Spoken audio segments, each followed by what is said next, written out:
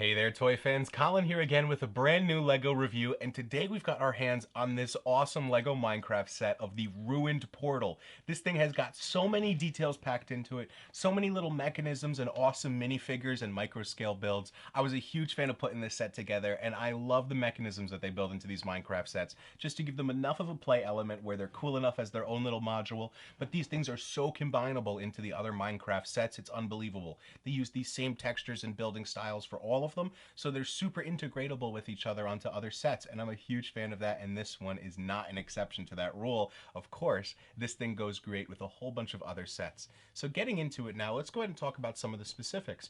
This is an ages 8+ set. Of course, that's going to be fine for anybody who wants to put together some Lego Minecraft. Nothing too complicated going on in this building process, and there's a fun little play element to enjoy post building so that you can have all of your characters travel through the nether portal, stuff like that. It's a whole lot of fun. I'll get to it in a second.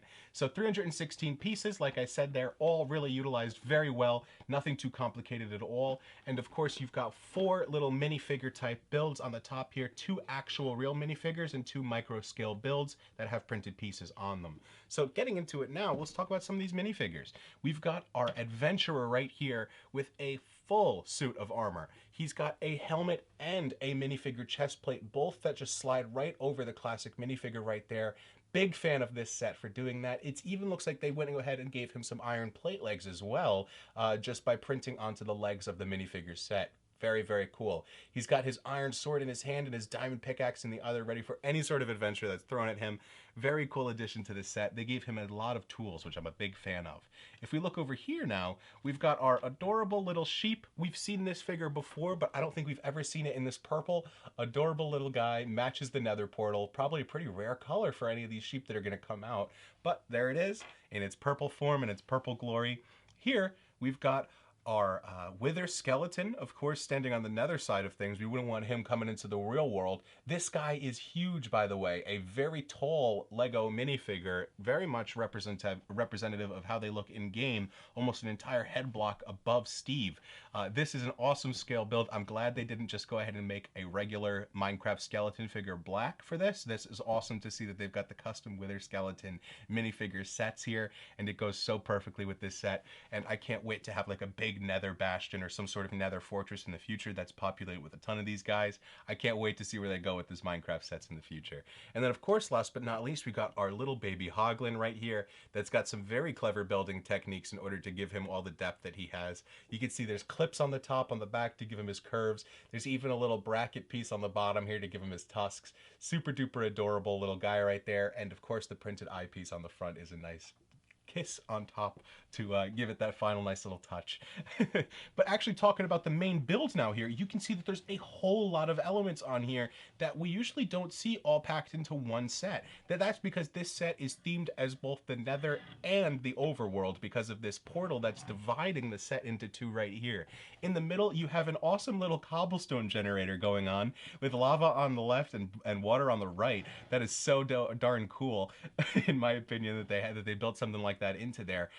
But really what is awesome about this set has to be the main feature up top, this nether portal. There's a gear, a little lever on the side right here that when you flick it, the nether portal actually drops down and lets people pass through it. So that whole mechanism just drops down into the base of the build, and you can lift it back up over on the side here to lock it in place again by pushing the lever down, and you've got your portal back up. So a really, really awesome play mechanism right there. You can send all your little guys through the portal just like this, like, oh man, they're getting into the overworld, no good.